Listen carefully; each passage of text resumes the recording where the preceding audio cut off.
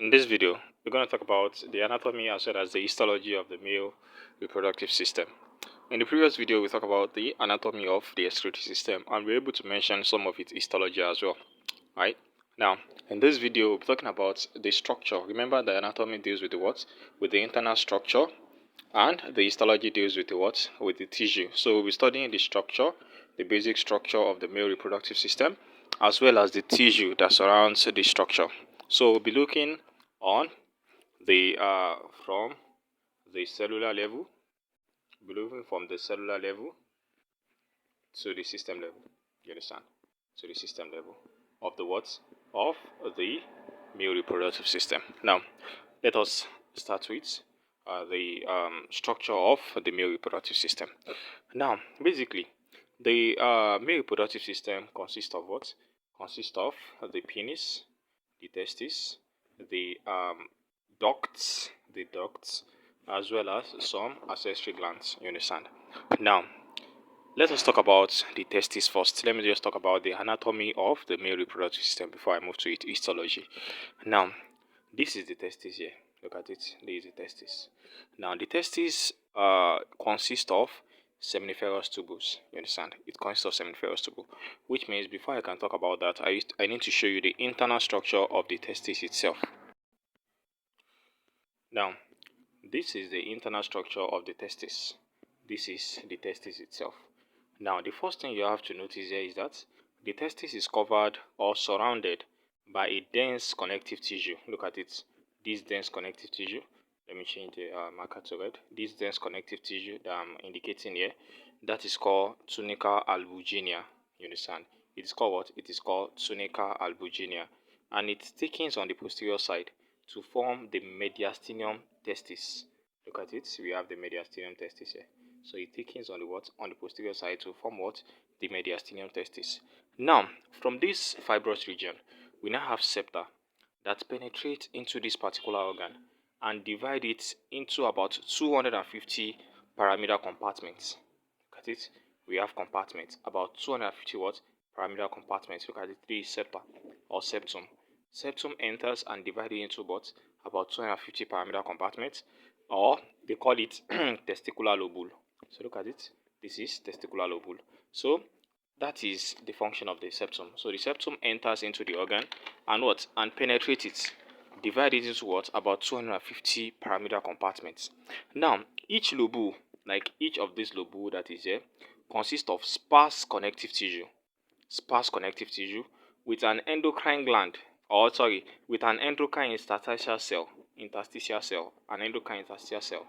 And this interstitial cells is known as the Leydig cells. I repeat, it is known as what? It is known as Leydig cell. So if you hear me saying interstitial cell, I'm still referring to what? I'm still referring to Leydig cell. Leydig cells. You understand?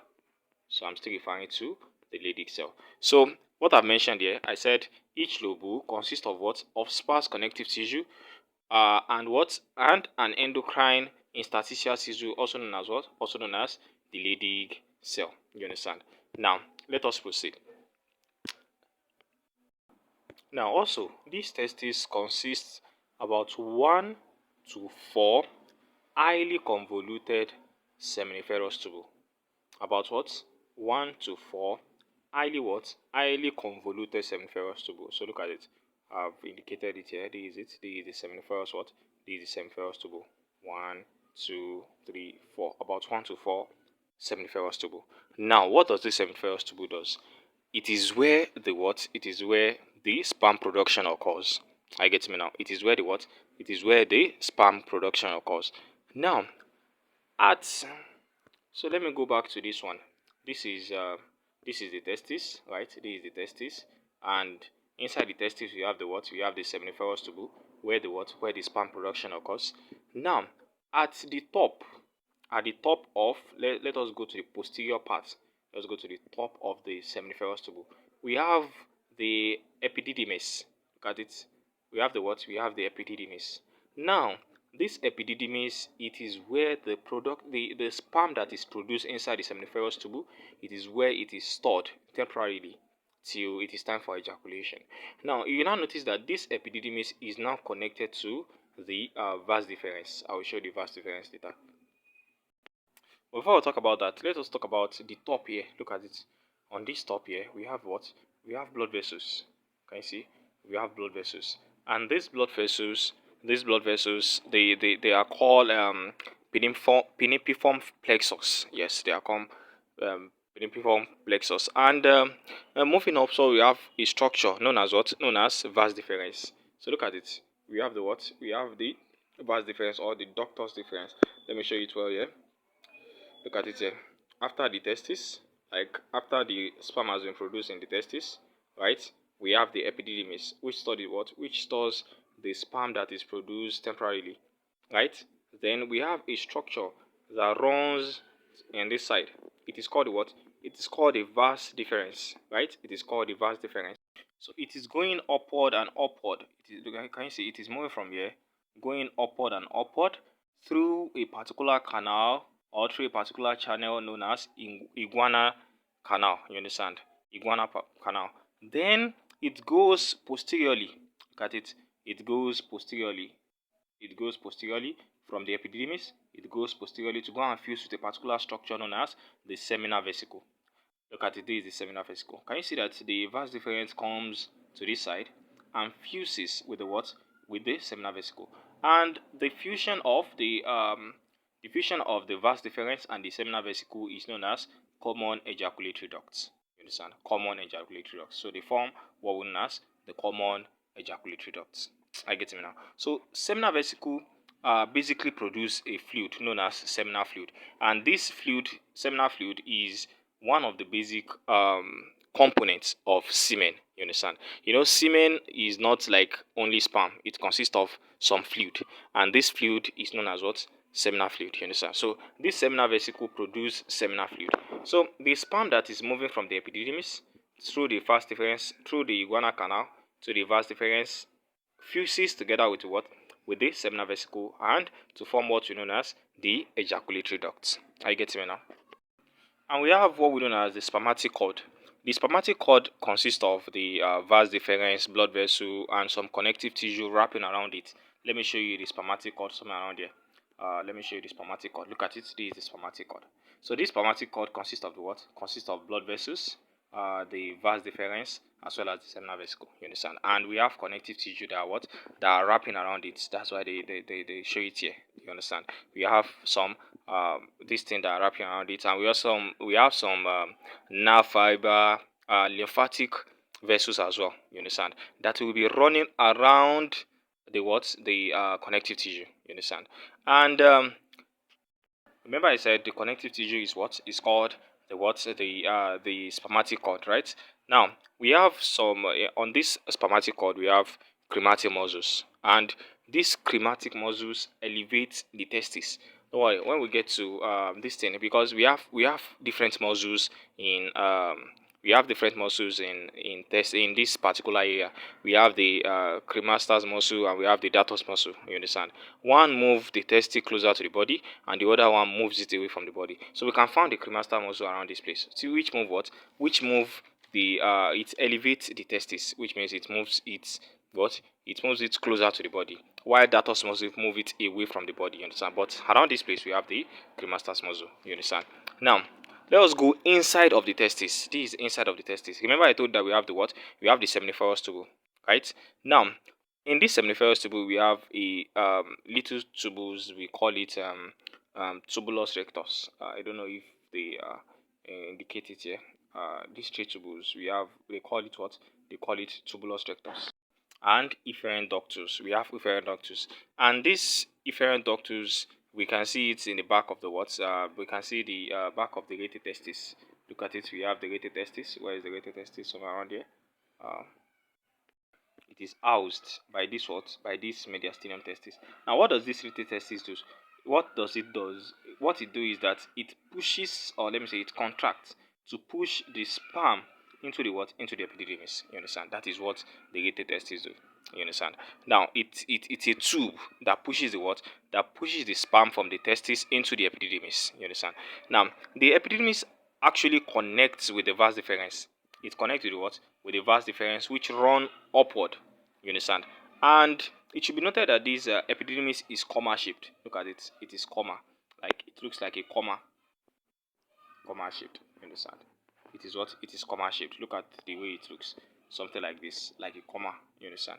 Now, it is comma shaped. Now, this it connects to the what? It connects with the vas deferens, which runs back.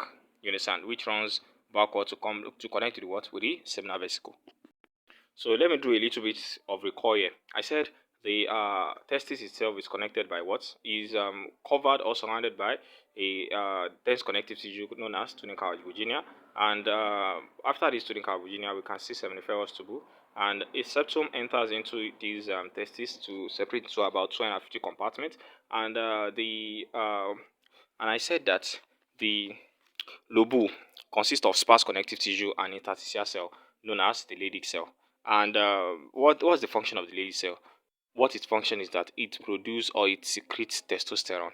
We know what testosterone do. It stimulates the secondary sexual characteristic of male. You understand? And I said we have about 1 to 4 highly seminiferous tubule, and this is where sperm production occurs. So once sperm production occurs inside the seminiferous tubule, the irritated testis pushes it into the what? Into the epididymis, where it is stored for a while. So during ejaculatory response, it is pushed into the what? Into the vas deferens. You understand? And along the vas deferens, we have blood vessels, we have lymphatic vessels, we have nerve fiber, we have connective tissues, known as everything making up a what? A spermatic cord. And I said inside the spermatic cord, we can see a cremastar muscles, which move the body closer, which moves the testis closer to the body. Right? We have mentioned that. Now, let us I'm just like trying to like recap everything I've said. Now, I already said that we have something called iguana canal. So let us go back to this side. I said we have something like iguana canal around this place, which the vas deferens runs into to connect to the what? With the seminal vesicle, right? With the seminal vesicle which produce seminal fluid.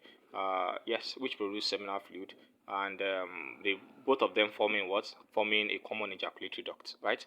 Now we can now zoom in. Let me now zoom in. Let me zoom in into this part. So this is the bladder.